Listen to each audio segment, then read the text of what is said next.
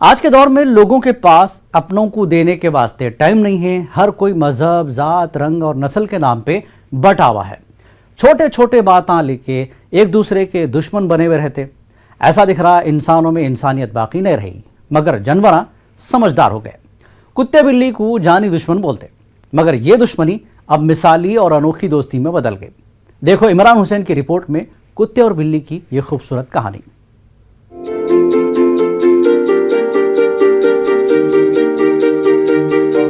आज के दौर में इंसानों की इंसान से मोहब्बत कम हो गई, दुश्मना ज्यादा, दोस्तां कम हो गए। रिश्तों में पहले की सर की मोहब्बत नहीं है। हर कोई एक दूसरे को टेढ़ी नजर से देख रहा। ऐसा दिख रहा दुनिया में इंसानियत नाम की कोई चीज नहीं है। मगर ऐसे दौर में इंसानों को जानवरों से सबक लेने की जरूरत है। कुत्ते को वफादार जानवर बोलते और बिल्ली भी हर इंसान को प्यारी है। मगर कुत्ते और बिल्ली का जब आमना सामना होता फिर लड़ाई की बात आती। कई को बोले तो ये दोनों जानवर आमतौर पे एक दूसरे के दुश्मन है। इंसान अभी अजब है, अपने को आप, दूसरे को तू बोलते, खुद लड़ाई झगड़ा करते, मगर लड़ाई झगड़े की मिसाल जानवरों से देते। कोई भी लड़ रहा तो बोलते क्या कुत्ते बिल्लियों के जैसा लड़ रहे। मगर आजकल के जानवर भी बहुत होशियार हो गए। इंसानों की मिसाल को गलत साबित करने पे तुले गए। तेलंगाना के जिले मेदक में तोपरान में चाय की होटल का ये मंजर देखो।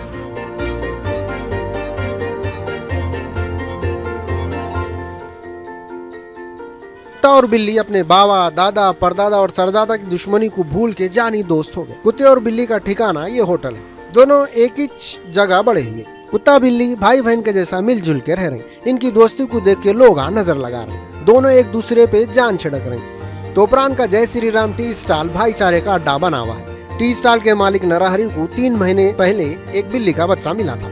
इन्हों बिल्ली के बच्चे को अपनी होटल को लेके आए। नरहरि के पास 1 साल पहले से कुत्ता भी है। कुत्ता अपनों की दुनिया में बेगाना है। इन्हें भी यतीम यसीर है, इसका कोई नहीं है। आज के जमाने में जिसका कोई भी नहीं है, इसका ठिकाना होटल ही है। कई को बोले तो यहाँ पे खाने रहने के साथ साथ कमाई भी होती। कुत्ते बिल्ली को भी होटल का ओनर दूध, बिस्किट, मटन और खाना खिला रहा। पहली बार जब कुत्ते बिल्ली की मुलाकात हुई तो दोनों एक दूसरे को कितनी की देर देखते रहे। फिर हल्लू हल्लू बिल्ली कुत्ते के नजदीक गई और दोनों में दोस्ती हो गई। कुत्ते बिल्ली की दोस्ती देखने की है।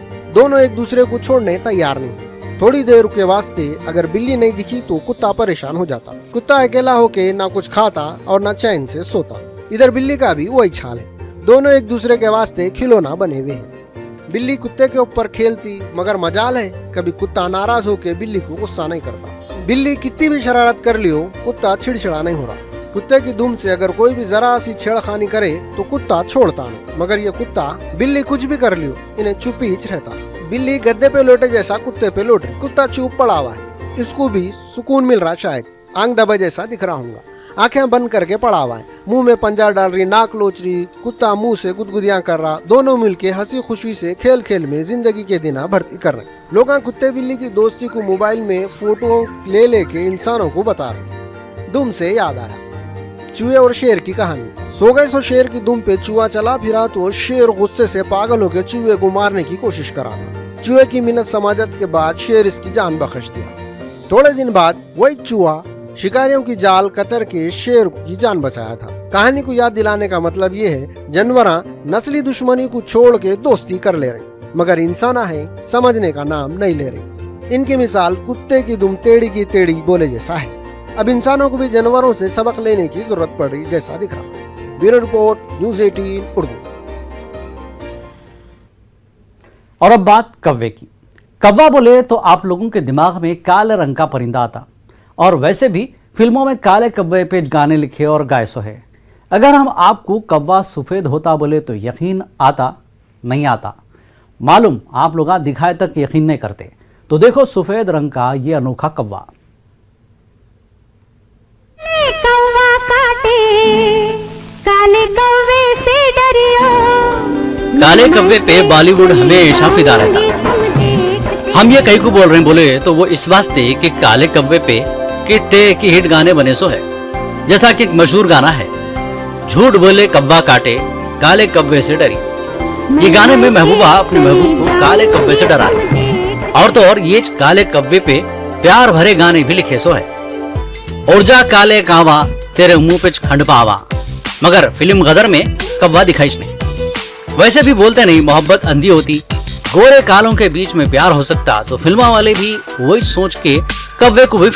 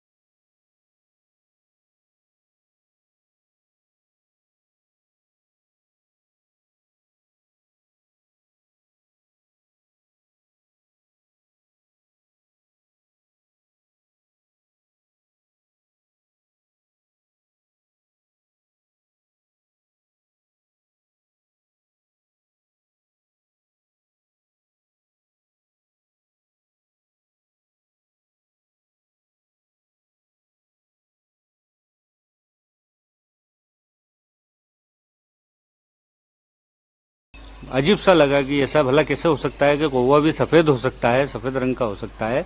लेकिन कल जब मैंने अपनी आंखों से देखा, आज भी मैंने उसको काले कौवों के साथ दाने चुगते हुए देखा, विश्वास ही नहीं हो पा रहा था अपनी आंखों पर भी कि कौवा भला इतना सफेद, बिल्कुल सब बगुले जैसा सफेद कौवा हमारे इलाके में घूम रहा है। ये इलाके में लोग कौवों को दाना डालने आते करते।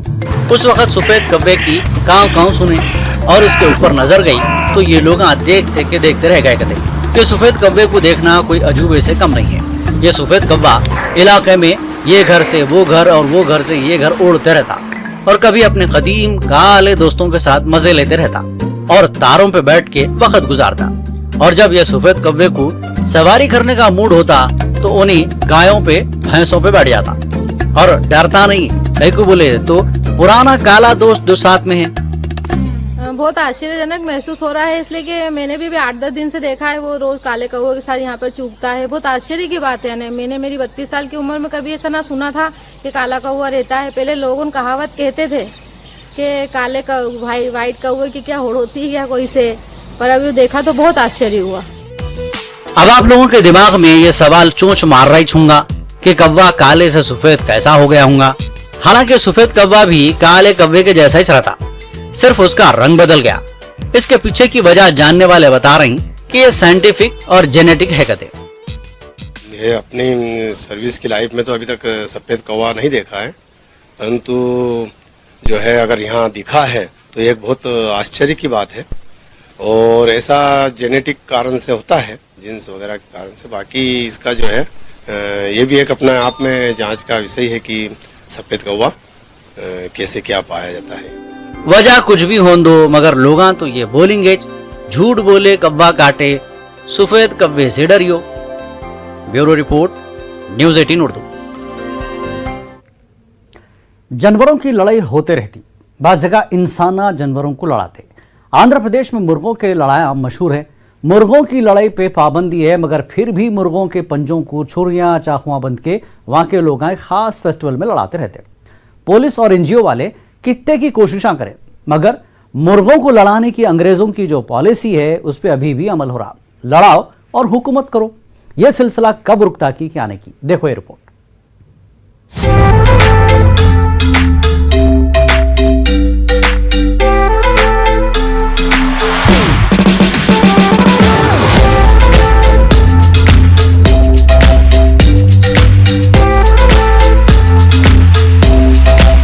मुर्ग एक अच्छा परिंदा है। इसका इस्तेमाल अच्छे वक्त बुरे वक्त कभी भी करते। मुर्गों का पालना, पकाना, खाना खिलाना और अच्छे बने इंसानों को मुर्गा बनाना आम बात है, मगर मुर्गों को लड़ा के करोड़ों रुपए भी कमा सकते, ये खास बात है। आंध्र प्रदेश में मुर्गों की लड़ाई साल भर होती, मगर तेलुगु नए साल पे इसकी धूम रहती।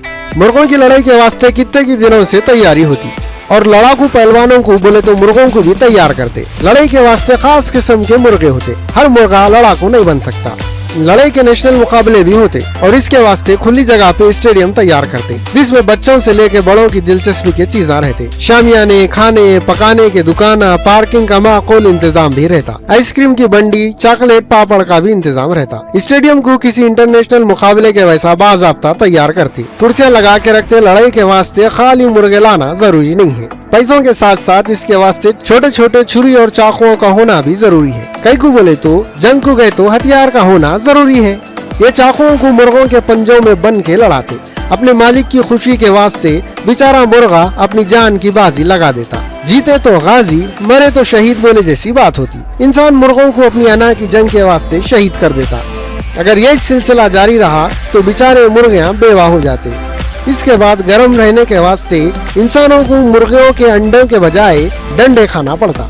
सब लोग मुर्गों पे पैसे लगाते। जीतने के वास्ते हर कोई अपने अपने मुर्गे की हौसला अफजाई करता। जीते सो मुर्गे को उठा के सिर पे बिठा लेते। ये मौके पे मुर्गियों की लड़ाई के साथ साथ पत्ते और दूसरे खेलों पे भी जुआ लगाते। बाज लोग तो मौसम की मुनासिबत और पुलिस से बचने के वास्ते जंगल के बीचों बीच खेल का मैदान तैयार करते। ठंडी छाव में मुर्गों की लड़ाई होती।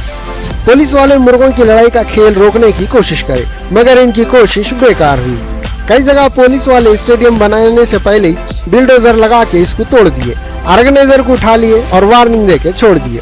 बने बनाए से स्टेडियम पे छापामारी करके टेंट, कुर्सियां, म्यूजिक सिस्टम को जब्त कर लिए। मुर्गों की लड़ाई को रोकने की कोशिश कर रहे मगर लोग बाप दादा के खूनी खेल को छोड़ने को तैयार नहीं है। पुलिस, समाजी तंजीमें मिल के मुर्गों की लड़ाई नक्को लड़ो बोल के रैलियां निकाली। लड़ाई लड़ाई माफ करो, खूनी खेल बंद करो बोल के नारा लगा। इन लोगों बोले मुर्गा खाने की चीज है, खाओ और खिलाओ, इसको लड़ा के इससे पैसे नको कमाओ। इंसान है, इंसानियत से प्यार करो, जानवरों को प्यार सिखाओ। मगर लोग हैं कि मानते नहीं। इन अंग्रेजी पॉलिसी पे चल के मुर्गों को आपस में लड़ा के अपना फायदा उठा रहे। Bureau report, news 18 Urdu. अब ये तो सब हो गया, अब बात करेंगे एक शिकारी की। एक जमाना था राजे महाराजे और नवाबा अपने शौक को पूरा करने को जंगली जानवरों का शिकार करते थे, मगर अब ऐसा करे तो सीधा जेल को जाना पड़ता। हैदराबाद में एक ऐसे शूटर है जिनको शिकार का शौक विरसे में मिला। इन्हों बचपन से निशानेबाजी में माहिर और नेशनल गेम्स के चैंपियन भी रहे और इन्हों आज भी जंगली जानवरों का शिकार करते, मगर अपने शौक को पूरा करने को नहीं बल्कि इंसानों को आदमखोर शेरों और पागल हो गए सो हाथियों के शिकार होने से बचाने के वास्ते। और वो भी कैसा? बाज़ाब्ता है मालूम हुकूमत की तरफ से दरख्वास्त वसूल होने के बाद उन्हों शिकार करने को निकलते। इन्हों हमारे पूरे मुल्क में खतरनाक शिकार करने वाले एक ही माहिर शिकारी है। देखो शार्प शूटर नवाब शफात अली खान की हमारे नुमाइंदा अनीसुर रहमान से ये खास बातचीत। लोग जिम कॉर्बेट का नाम तो सुने ही होंगे। जिम कॉर्बेट जो ऐसे जानवर जो इंसानियत के लिए ख़तरा बन गए थे उसको मारते थे। आज हम मिलेंगे हमारे दौर के जिम कॉर्बेट नवाब शफात अली खान साहब। लेकिन जिम कॉर्बेट में और नवाब साहब में फ़र्क ये है कि उस दौर में जानवरों को मार दिया जाता था, लेकिन नवाब साहब जानवरों को मारने पर यकीन नहीं रखते बल्कि उनको बेहोश करते हैं और उनको जो है दूसरी जगह ले जाया जाता है। आइए बात करते हैं, जानने की कोशिश करेंगे उस दौर में और इस दौर में क्या फ़र्क है और उनको कौन कौन जो है बुलाते हैं और जो है इनसे इनकी खिदमत हासिल करते हैं। नवाब साहब बेहद शुक्रिया, आपने हमको टाइम दिया हमारे दक्कनी बुलेटिन के लिए। नवाब साहब सबसे पहले हमें ये बताएं कि ये जो जानवर हैं, पहले तो ये बोल रहे हैं कि जो है जंगलात ख़त्म होते जा रहे हैं, जानवर हैं ही नहीं, तो अभी भी ये जो जानवर हैं इंसानियत के लिए कितने अच्छे हैं, या अगर वो उनको कुछ मसला हो गया उनके साथ तो क्या नुकसान पहुंचा सकते हैं? बहुत बहुत शुक्रिया आपका, बड़ा अच्छा सवाल। और आज के ज़माने में ये बड़ा आपके माध्यम से, मीडियम से ये बड़ी अहम चीज़ है कि जो गलत फहमियाँ हो गई हैं हम उसको कैसे दूर करें। तो देखिए, पहली चीज़ तो ये है कि जानवर जंगल के अंदर होना चाहिए। लेपर्ड अगर शमशाबाद में आ जाता है और वहाँ बाजू स्कूल है, अगर वहाँ किसी को मार देता है तो ये जिम्मेदारी किसकी है?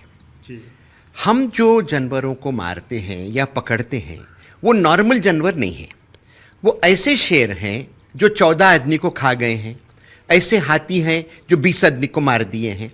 वहाँ की सरकार, वहाँ के वेटनरी डॉक्टर्स, वहाँ के फील्ड स्टाफ जब वो प्रॉब्लम को सॉल्व नहीं करते तो हमको बुलाते हैं। हम जब जाके वहाँ काम करते हैं, उसको स्टडी करते हैं और वो जानवर को पकड़ने की कोशिश करते हैं पूरी तौर से। महाराष्ट्र में मैं एक टाइगरस को पकड़ा जो 5 आदमी को मार दी थी। हम लोग रीछ पकड़े हैं, भालू पकड़े हैं, लेपर्ड्स पकड़े हैं। मगर जब सिचुएशन हाथ से निकल जाता है और आदमी मरते हैं और जानवर जब रिहायशी इंसानों के इलाके में आ जाता है तो वो प्रॉब्लमेटिक हो जाता है। उसको हम कोशिश करके वो प्रॉब्लम को सॉल्व करते हैं। और अल्लाह की फजल से ये बड़ी फ़ख्र की बात है मेरे लिए कि 40 साल से जो हम कई ऑपरेशन करे हैं, हम कोई गलत जानवर को नहीं मारे हैं, कोई गलत जानवर को नहीं पकड़े हैं। जितना हो सके हम उनको पकड़ के वापस उनकी जगह पे छोड़ने की कोशिश करते हैं। जिम कॉर्बेट का जो आप जिक्र करें, वो उनका ज़माना ऐसा था जब ट्रैंक्यूलाइजेशन नहीं होता था, सिर्फ मारना एक ऑप्शन रहता था।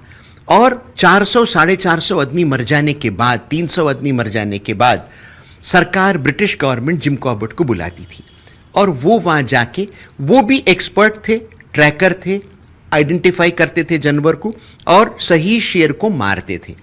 हर ज़माने में शिकारियों का डिमांड रहा और वो शिकारी ही होता है जो सही शेर को ये पहचाने कि ये आदमखोर है या नहीं।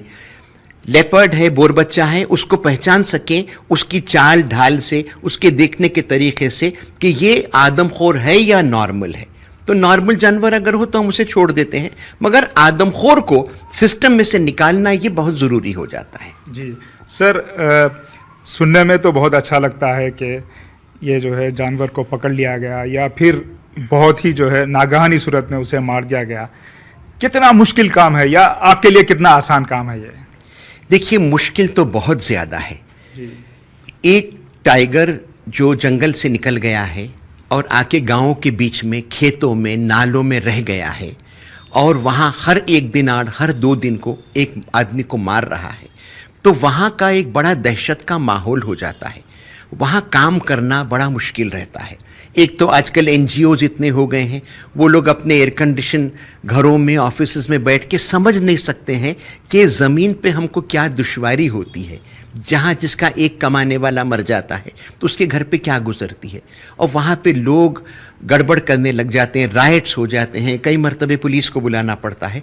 और फिर पैदल जाके लाश को बरामद करना, जो शेर मारा है, आधी खाई हुई लाश, 3 पाव खाई हुई इंसान की लाश को अपने हाथों से उठा के उसके टुकड़े थैले में डाल के वापस लेके आना और फिर उस जानवर के पीछे जाना, उसकी आदत, उसकी साइकोलॉजी, सब चीज़ को समझना और फिर पैदल उसके पीछे जाके आमने सामने उसका मुकाबला करके उसको मारना, ये बहुत दुश्वार काम है।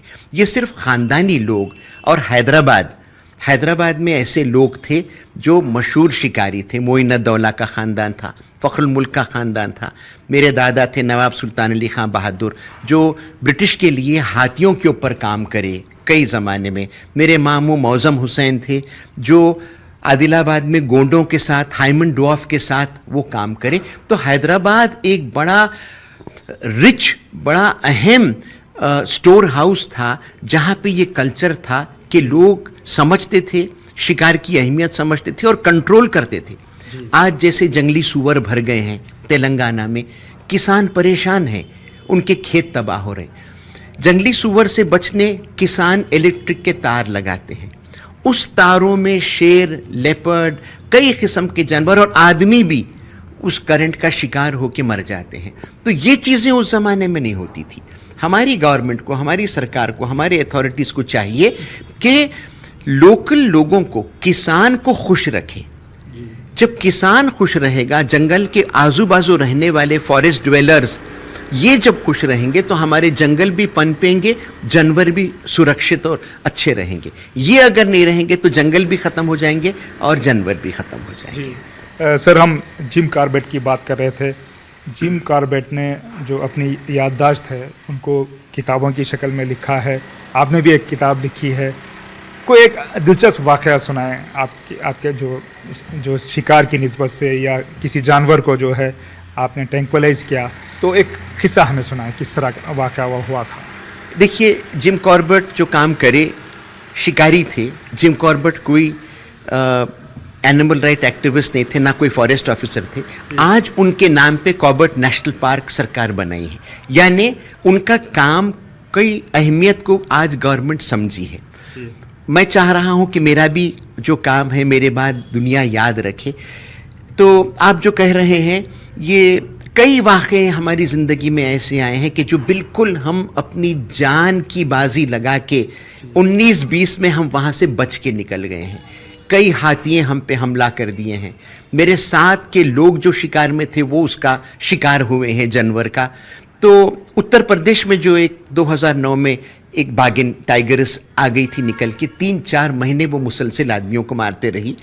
और फिर एक वो जब मारी गाय को और हम वहाँ मचान बना के बैठे, तो वहाँ झाड़ बहुत छोटे छोटे थे। तो 10 फीट का मेरा मचान था, जबकि शेर 21 फीट की छलांग लगा सकता है। तो वहाँ और कोई था नहीं, मैं और एक कमाल जू के आदमी को लेके हम वहाँ बैठ गए। और शाम में वो टाइगर्स जब आ गई किल के ऊपर और मैं लाइट डालता तो वो दौड़ जाती थी। अंधेरा हो गया था, तो मैं चांदनी में उस पर निशाना लगाया और वो जैसे 458 की गोली खाई, वो सीधे झाड़ के तरफ लपकी और आके वो 2 गोली खा के मचान के ऊपर चढ़ गई जहां हम बैठे थे। तो मचान एक छोटा सा लकड़ी का फ्रेम होता है जो हम बांधते हैं। तो जब 200 किलो का शेर उस पर चढ़ जाता है तो हम लोग बिल्कुल बेझोंका होके शेर के मुंह में आ गए थे। तो वहां पे मैं अपनी बंदूक की नाल से 2 फीट पे शेर के सिर को बैरल लगा के उसको गोली मारा मैं, और वो शेर वहाँ ऊपर से गिरा। तो हम लोग एक चैन की सांस लिए। तो वो इतना करीब का मेरा एनकाउंटर था कि शेर की बो मेरे पास आ रही थी, इतना वो मेरे से करीब आ गया था। तो ऐसे कई वाक़े हैं हमारी ज़िंदगी में जो हम एक किताब की शक्ल में लिखे हैं, man eaters and wild life challenges. अब वो किताब का 2nd एडिशन भी आ रहा है, क्योंकि लिखने के बाद जो 4-5 ऑपरेशन बड़े मुश्किल के हम झारखंड में जो हम हाथी मारे, 15 आदमी को मार दिया था। तो वो मुझे 45 दिन और 45 रात मैं उस हाथी के पीछे दिन में 20 किलोमीटर पैदल चलता था झारखंड के जंगलों में। और फिर हम उसको आइडेंटिफाई करें और जब बेहोश करने की कोशिश करें तो वो चार्ज जो किया तो हमारे वेटनरी डॉक्टर के 3 फीट करीब आ चुका था। मेरे पास कोई ऑप्शन नहीं था सिवाय उसको मैं गोली मारूं। और वो मरते मरते गिरते गिरते जो सूंड से जो मारा, तो वो मेरे नाक के सामने से सूंड उसकी चले गई। और फिर मैं 2 गोली उसको और मार के उसको ख़त्म करा। तो ये बड़े रिस्की ऑपरेशन होते हैं और बस हमारा भरोसा अल्लाह पे है और हम कोशिश करते कि कामयाब हो जाएं इसमें। जी सर, जैसा कि आपने अभी कहा, NGOs हैं, एनिमल राइट एक्टिविस्ट हैं, कई तनकीदों का सामना है, कोर्ट केसेस भी होते हैं आप लोगों के ख़िलाफ़। तो क्या अभी भी अगर आपको कोई दावत आती है कहीं से, तो अभी भी आप जाने के लिए तैयार हैं? देखिए, मैं मेरी ज़िंदगी वफ़ कर दिया हूँ। अल्लाह ताला हर आदमी को, हर शय को कोई मकसद के लिए पैदा करता है। मुझे ऐसा फ़ील होता है कि मुझे जो खल्क़ किया गया है वो गरीबों की मदद करने के लिए। और जब हिंदुस्तान में 130 करोड़ की आबादी में कोई और नहीं है जो ये काम कर सकते हैं, और सरकार हमको बुलाती है, क़ानून हमको बुलाता है, हाई कोर्ट हमको बुलाता है, सुप्रीम कोर्ट का ऑर्डर होता है कि अब इस शेर को मार दो। तो नाज़रीन, दखनी खबरों में फ़िलहाल इतना ही। आदाब।